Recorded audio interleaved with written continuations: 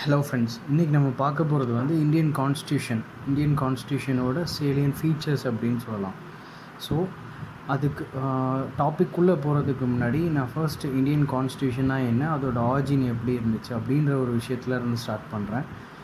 So first பார்த்தீங்க அப்படின்னா before we got independence நம்ம வந்து பிரிட்டிஷ் மேக் பண்ண லாஸ் தான் ஃபாலோ பண்ணிகிட்டு இருந்தோம். ஸோ 26 ஜான்வரி 1950 அந்த நாள் தான் வந்து நம்மளோட கான்ஸ்டிடியூஷன் வந்து came into effect in our country. So அதை தான் வந்து நம்ம ரிப்பப்ளிக் டே அப்படின்ற மாதிரி every year we are celebrating that day. So இப்போ பார்த்தீங்க அப்படின்னா இந்த கான்ஸ்டியூஷன் வந்ததுக்கப்புறம் it replaced the Government of India Act of 1947 which was implemented by the British government. So இதுதான் வந்து ஒரு ஹிஸ்டாரிக்கல் பேக்ரவுண்ட். இப்போ இதுக்கப்புறம் வந்து நம்ம கான்ஸ்டியூஷனில் என்னென்னலாம் இருக்குது அப்படின்ற விஷயத்தை நம்ம பார்க்கலாம். இப்போ first Indian constitution is a written constitution, codified constitution, அதே மாதிரி borrowed from different constitutions of the world. இதெல்லாம் வந்து ஒரு பேசிக் அவுட்லைனுங்க. ரிட்டன் கான்ஸ்டியூஷன் அப்படின்னா இப்போது சில கண்ட்ரியில் வந்து கான்ஸ்டியூஷன் இருக்கும், பட் இது வந்து அன்ரிட்டனாக இருக்கும். ஒரு பேப்பரில் எழுதி இல்லாமல் அவங்க வந்து அன்ரிட்டனாக வச்சுருப்பாங்க. அதே மாதிரி கோடிஃபைடு இல்லாமல் இருக்கும். நம்ம கான்ஸ்டியூஷனாக எடுத்துக்கோங்க, இல்லை யூஎஸ்ஸாக எடுத்துக்கோங்க, நம்ம 2 கான்ஸ்டியூஷனுமே வந்து கோடிஃபைடு கான்ஸ்டியூஷன். கோடிஃபைடு அப்படின்னா இப்போ நம்ம பார்ட் 1, பார்ட் 2, பார்ட் 3, பார்ட் 1 அந்த மாதிரிலாம் வந்து இப்போது part 1 union and territory, part 2 வந்து சிட்டிசன்ஷிப். இந்த மாதிரி வந்து ஒவ்வொரு பார்ட்டுக்கும் இந்த ஷெட்யூல், இந்த ஆர்டிகல்ஸ்லாம் இருக்குது அப்படின்ற மாதிரி ஒரு கோடிஃபைடாக ஹைரார்க்கியலாக வந்து கொடுத்துருப்பாங்க. அதுதான் கோடிஃபைட். பட் நிறையா கண்ட்ரீஸில் வந்து அன்கோடிஃபைடு கான்ஸ்டியூஷன் தான். அதுக்கு எக்ஸாம்பிள் என்ன அப்படின்னு பார்த்தீங்கன்னா பிரிட்டிஷ் கவர்மெண்ட். ஓகேவா? இப்போ நம்ம மேஜராக சேலியன் ஃபீச்சர்ஸ் தான் ஃபஸ்ட்டு பார்க்குறோம். அதில் வந்து ஃபர்ஸ்ட் கான்செப்ட் என்ன அப்படின்னா lengthiest written constitution of the world. So இந்தியாவோட கான்ஸ்டியூஷன் வந்து ரொம்ப லென்த்தியாக இருக்குது. எக்ஸாம்பிள் இப்போ நம்ம எடுத்துக்கிட்டோம், ஒரிஜினலாக இந்த கான்ஸ்டியூஷன் எஃபெக்டிவாக வர்றப்போவே நமக்கு வந்து மொத்தம் 395 ஆர்டிகல்ஸ் இருந்துச்சு. அதவே வந்து 22 பார்ட்ஸாக பிரித்து இப்போ 8 ஷெட்யூல்ஸாக இருக்குது. இப்போ வந்து ப்ரெசன்ட்லி இப்போ 2019 படி பார்த்தீங்க அப்படின்னா 470 ஆர்டிகல்ஸ். அதை வந்து 25 பார்ட்ஸாக டிவைட் பண்ணி 12 ஷெட்யூல்ஸாக இருக்குது. ஸோ இது எல்லாத்தையுமே வந்து நம்ம வந்து எழுதி கோடிஃபை பண்ணி வச்சுருக்கோம். ஸோ இதுக்கு வந்து என்ன ரீசன் அப்படின்னு கேட்டிங்கன்னா, எதனால் வந்து இவ்வளோ லென்த்தியாக இருக்குது அப்படின்னு கேட்டிங்கன்னா ஜியோகிராஃபிக்கல் ஃபேக்டர். அதாவது நம்மளோட கண்ட்ரி வந்து ரொம்ப வாஸ்டான country and it also has a diversified people living in this country. So இது ஒரு ரீசன். ரெண்டாவது என்ன அப்படின்னா ஹிஸ்டாரிக்கல் இன்ஃப்ளூயன்ஸ். நம்ம கான்ஸ்டியூஷன் மேக்கர்ஸ் எல்லாருமே வந்து என்ன பண்ணியிருக்காங்க அப்படின்னா அவங்க எல்லாமே வந்து ஒரு government of India act of 1935 சொல்லிட்டு பிரிட்டிஷ் கவர்மெண்ட்டோட ஒரு ஆக்ட் கொண்டு வந்தாங்க. ஸோ அதிலிருந்து வந்து ஒரு ஸ்ட்ரக்சரல் பார்ட் ஆஃப் கான்ஸ்டியூஷன் நம்ம இங்கே வந்து டெரைவ் பண்ணி எடுத்திருக்கோம் நம்ம கான்ஸ்டியூஷனில். ஸோ அதுவே பல்காக இருக்கிறப்போ ஸோ இப்போ நம்ம கான்ஸ்டியூஷனும் கண்டிப்பாக பல்காக தான் இருக்கும். அது ஒரு ரீசன். மூணாவது என்ன அப்படின்னா single constitution for both the centre and state. அது ஒரு ரீசன். நமக்கு வந்து unified constitution for the entire country.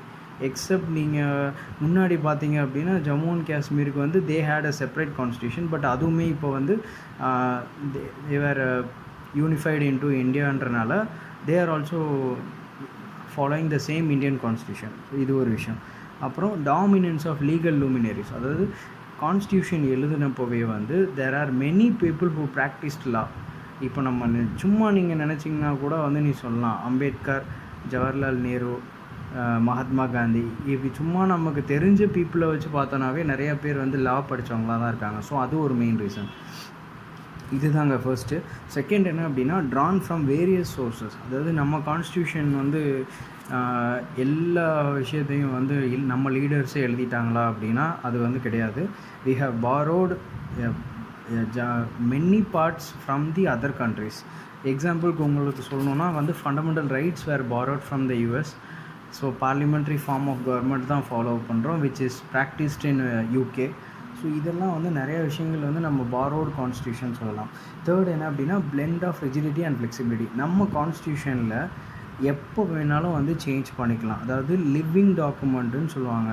நம்ம கான்ஸ்டியூஷனை வந்து லிவிங் டாக்குமெண்ட்டுன்னு சொல்லுவாங்க, லிவிங் ஸ்ட்ரக்சர்னு சொல்லுவாங்க. எதனால் அப்படின்னா according to the needs of the people and nation, the constitution can be changed or amended as per the wish by through the amendment மூலிமா வந்து நம்ம change பண்ணிக்கலாம். பட் அதில் வந்து ஒரு விஷயம் என்ன அப்படின்னா 1973 ஒரு ஃபேமஸான கேஸ் இருக்குங்க, கேசவனந்தா பாரதி கேஸ்.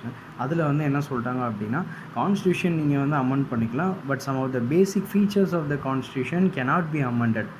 அது வந்து மென்ஷன் பண்ணியிருக்காங்க. அந்த பேசிக் ஃபீச்சர் அப்படின்ற விஷயத்தை வந்து கான்ஸ்டியூஷனில் டிஃபைன் பண்ணல. It was left to the supreme court intervention in different cases for the future. So இது ஒரு விஷயம். அடுத்து federal system with unitary base. Indian constitution வந்து ஃபெடரல் சிஸ்டம், அதாவது ஃபெடரேஷனுக்கு வந்து என்னென்ன ஃபீச்சர்ஸ் இருக்கும் அப்படின்னா, 2 கவர்மெண்ட் இருக்கும், டிவிஷன் ஆஃப் பவர் இருக்கும், ரிஜிடிட்டி ஆஃப் கான்ஸ்டியூஷன் இருக்கும், இண்டிபெண்டன்ட் ஜுடிஷியரி இருக்கும். இதெல்லாம் வந்து ஃபெடரேஷனுக்கான ஃபீச்சர்ஸு. பட் ஆனாலுமே வந்து யூனிட்டரி பயாஸ் தான். அதை வந்து என்ன சொல்லுவாங்க அப்படின்னா, ஆர்டிக்கல் 1 படி ஃபெடரேஷன் வித் சென்ட்ரலைசிங் டெண்டன்சி அப்படின்னு சொல்லி கிரான்வில்லி ஆஸ்டின், அப்புறம் ஐவர் ஜெனிங்ஸ், இவங்கெல்லாம் வந்து நிறையா சொல்லியிருப்பாங்க. ஸோ இது ஒரு விஷயம். அடுத்து என்னென்னா பார்லிமெண்ட்ரி ஃபார்ம் ஆஃப் கவர்மெண்ட். அது வந்து நமக்கு நல்லா தெரியும். நம்ம யூகேல இருந்து தான் வந்து மேக்ஸிமம் நம்ம பார்லிமெண்ட்ரி ஃபார்ம் ஆஃப் கவர்மெண்ட் தான் எடுத்து இது பண்ணிகிட்ருக்கோம், ப்ராக்டிஸ் பண்ணிகிட்ருக்கோம். ஸோ பார்லிமெண்ட்ரி ஃபார்ம் ஆஃப் கவர்மெண்ட்டில் என்னென்ன இருக்கும், presence of nominal and real executives, அப்புறம் மெஜாரிட்டி பார்ட்டி ரூல் பண்ணுவாங்க, லீடர்ஷிப் ஆஃப் ப்ரைம் மினிஸ்டர் இருக்கும், லோவர் ஹவுஸ் வந்து டிசால்வ் பண்ணலாம். ஸோ இதுலாம் ஒரு விஷயங்க. அடுத்து வந்து synthesis of parliamentary sovereignty and judicial supremacy, இதுவும் ஒரு ஃபீச்சர். இதில் வந்து என்ன அப்படின்னா, ஜுடிஷியல் சூப்ரமசி வந்து நம்ம அமெரிக்கன் சுப்ரீம் கோர்ட்லேருந்து எடுத்திருக்கோம், அண்ட் சாவர்னிட்டி ஆஃப் பார்லிமெண்ட் வந்து நம்ம பிரிட்டிஷ் பார்லிமெண்ட்லேருந்து எடுத்திருக்கோம். ஸோ இந்த ஒரு விஷயம். அடுத்து இன்டிகிரேட்டட் அண்ட் இண்டிபெண்டன்ட் ஜுடிஷியரி. இது என்னென்னா, நம்மளோட ஜுடிஷியல் சிஸ்டம் ஒரு ஹைரார்க்கியல் ஆர்டரை வந்து ஃபாலோ பண்ணுது.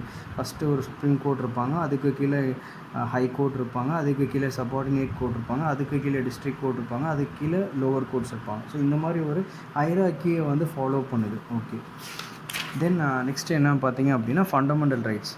எந்த ஒரு சிட்டிசனாக இருக்கட்டும், ஒரு கண்ட்ரியில், டெமோக்ராட்டிக் கண்ட்ரியில் வந்து சிட்டிசன் வந்து டெவலப் ஆகணும் அப்படின்னா they should be given some rights. அது வந்து இந்தியாவில் வந்து fundamental rights place a major part for the equality of citizens as well as citizens improvement in their life. ஸோ இது ஒரு விஷயம். அதில் வந்து அது ஒரு மெயின் ஃபீச்சர். ஃபண்டமெண்டல் ரைட்ஸுன்றது வந்து ஒரு main feature of Indian constitution. அடுத்து டிபிஎஸ்பின்றது ஒன்றும் இல்லை. ஸோ இப்போ நம்ம இண்டிபெண்டன்ஸ் ஆகிட்டோம், இதுக்கும் ஃபண்டமெண்டல் ரைட்ஸுக்கும் ஒரு ரிலேஷன்ஷிப் என்ன அப்படின்னா, DPSP in the future can be turned into fundamental rights. இதுக்கு நான் எக்ஸாம்பிள் என்ன சொல்லலாம் அப்படின்னா, education, right to education 86th amendment act 2002 கொண்டு வந்தாங்க ஃபண்டமெண்டல் ரைட்ஸுக்கு. ஆனால் அதுக்கு முன்னாடி வரைக்கும் அது எங்கே இருந்துச்சு அப்படின்னா டிபிஎஸ்பியில் தான் இருந்துச்சு. ஸோ இந்த டிபிஎஸ்பியில் இருக்கிற ஃபீச்சர்ஸ் எல்லாமே ஃப்யூச்சரில் ஃபண்டமெண்டல் ரைட்ஸாக மாறணும். ஏன்னா அந்த கான்ஸ்டியூஷன் நம்ம அடாப்ட் பண்ண டைமில், கான்ஸ்டியூஷன் நம்ம இண்டிபெண்டன்ஸ் வாங்கின டைமில் நம்மக்கிட்ட அவ்வளோ ரிசோர்ஸஸோ இல்லை. அதனால் வந்து அந்த ஸ்கீம்ஸு இல்லை பீப்புள்ஸ் வெல்ஃபேர் மெஷர்ஸ்லாம் இம்ப்ளிமெண்ட் பண்ண முடியாதனால அதை வந்து டிபிஎஸ்பியில் இருந்திருக்கு. அதுதான் வந்து இதை தான் வந்து நம்ம அம்பேத்கர் இருக்கார்ல, அவர் வந்து என்ன சொல்லியிருக்கார் அப்படின்னா, DPSP is the novel feature of Indian constitution அப்படின்ற மாதிரி சொல்லியிருக்கார். ஸோ டிபிஎஸ்பிக்கு அவ்வளோ இம்பார்ட்டன்ஸ் கொடுத்துருக்காங்க. அடுத்து ஃபண்டமெண்டல் டியூட்டிஸ். இப்போ ரைட்ஸ் இருக்குது, ரைட்ஸே கொடுத்துட்ருக்கோம். ஓகேவா, ரைட்ஸ் வந்து நல்லா லிபரலாக இருக்காங்க, எல்லாம் பீப்புள் வந்து லிபரலாக இருக்காங்க, நல்லா திங்க் பண்ணுறாங்க, அவங்க வந்து டெவலப் ஆகுறாங்க. But development is not justifiable if it is not follow the அதாவது ரைட் வே. அதனால் வந்து என்ன பண்ணிட்டாங்க அப்படின்னா, ஃபண்டமெண்டல் டியூட்டிஸ் அப்படின்ற ஒரு கான்செப்டை வந்து கொண்டு வந்துட்டாங்க. ஃபண்டமெண்டல் டியூட்டிஸ் வந்து கான்ஸ்டியூஷன், ஒரிஜினல் கான்ஸ்டியூஷனில் இல்லை, but it was later made into the Indian constitution through 86th amendment act 2002. இது வந்து நம்ம ரஷ்யாவிலேருந்து எடுத்திருக்கோம். இந்த கான்செப்ட் வந்து ரஷ்யாவிலேருந்து எடுத்திருக்கோம். அடுத்து செக்யுலர் ஸ்டேட் வந்து இந்தியன் கான்ஸ்டியூஷன் ஆல்வேஸ் ஃபாலோஸ் த செக்யுலர் ஸ்டேட். அதாவது எந்த ஒரு பர்டிகுலர் ரிலீஜியனை இல்லை அஃபீஷியல் ரிலீஜியன் ஆஃப் இந்தியன் ஸ்டேட்டை அப்ஹோல்ட் பண்ணாது. இது ஒரு விஷயம். அப்புறம் யூனிவர்சல் அடல்ட் ஃப்ரான்ச்சைஸ், அது ஒன்றும் இல்லைங்க, அது வந்து voting rights for the people. அது வந்து ஒரு basic feature of Indian constitution. அப்புறம் சிங்கிள் சிட்டிசன்ஷிப் பார்த்தீங்க அப்படின்னா, throughout entire country only central government citizenship மட்டும்தான் இருக்கும். இப்போ அமெரிக்கா மாதிரி ஸ்டேட்டுக்கு ஒரு சிட்டிசன்ஷிப், சென்ட்ரலுக்கு ஒரு சிட்டிசன்ஷிப் அந்த மாதிரி இல்லாமல் நம்ம வந்து சிங்கிள் சிட்டிசன்ஷிப் தான் ஃபாலோ பண்ணுறோம். ஸோ சிட்டிசன்ஷிப் ரிலேட்டடான லாஸ்லாம் வந்து மேக் பண்ணுறதுக்கு யாருக்கு மேஜர் பவர் இருக்குது அப்படின்னா பார்லிமெண்ட் தான். ஓகே, தென் இண்டிபெண்ட் பாடிஸ்னால் ஒன்றும் இல்லை, election commission, UPSC, state public service commission, controller and auditor general, இதெல்லாம் வந்து ஒரு independent bodies in order to do their work without the interference from the executive and judiciary. So இது ஒரு இது. அதுக்கப்புறம் வந்து எமர்ஜென்சி ப்ரொவிஷன்ஸ் ஒன்றும் இல்லை. இப்போ சென்ட்ரல் கவர்மெண்ட் டைரக்டிவ்ஸை வந்து ஸ்டேட் ஃபாலோ பண்ணல, இல்லை அதாவது நம்ம அதர் கண்ட்ரீஸ்க்கும் நம்ம நெய்பரிங் கண்ட்ரீஸ்க்கும் நமக்கும் வார் நடந்துருச்சு. ஸோ இந்த மாதிரி டைம்லலாம் வந்து ஒரு எமர்ஜென்சி ஃபீச்சர் வந்து கொண்டு வந்துடுறாங்க.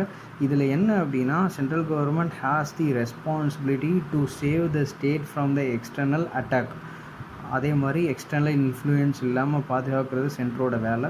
ஸோ அதனால் வந்து சென்ட்ரல் கவர்மெண்ட்டோட வேலை. இதனால் இந்த டைமில் வந்து இந்தியன் கம்ப்ளீட்லி எமர்ஜென்சி கொண்டு வந்துடுறாங்க. இது ஒரு ஃபீச்சர். அப்புறம் 3 tier கவர்மெண்ட், அது ஒன்றும் இல்லை, நம்ம நார்மலாக வந்து பார்க்குறப்ப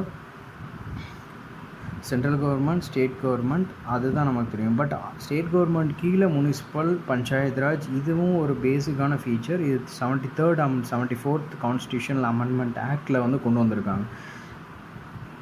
ஸோ இதெல்லாம் தாங்க உங்களுக்கு ஒரு basic features of Indian constitutions. So இதில் வந்து இன்னும் வர வந்து நான் உங்களுக்கு நிறையா டாபிக்ஸ் வந்து நான் எடுக்கிறேன். இப்போ தான் ஸ்டார்ட் பண்ணியிருக்கோம் அப்படின்றனால என்னால் வந்து அவ்வளோ இன்டெப்த்தாக வந்து என்னால் போக முடியல. இனி வரப்போகிற வீடியோஸில் உங்களுக்கு நான் வந்து அதாவது ரொம்ப டீட்டெயில்டாகவும் எக்ஸ்பிளைன் பண்ணுவேன். சில கான்செப்ட்ஸ்லாம் வந்து ரொம்ப ப்ரீஃபாக எக்ஸ்பிளைன் பண்ணுவேன். Not only polity, Indian polity மட்டும் இல்லை, general knowledge, everything I am going to handle. So I hope you guys like this video.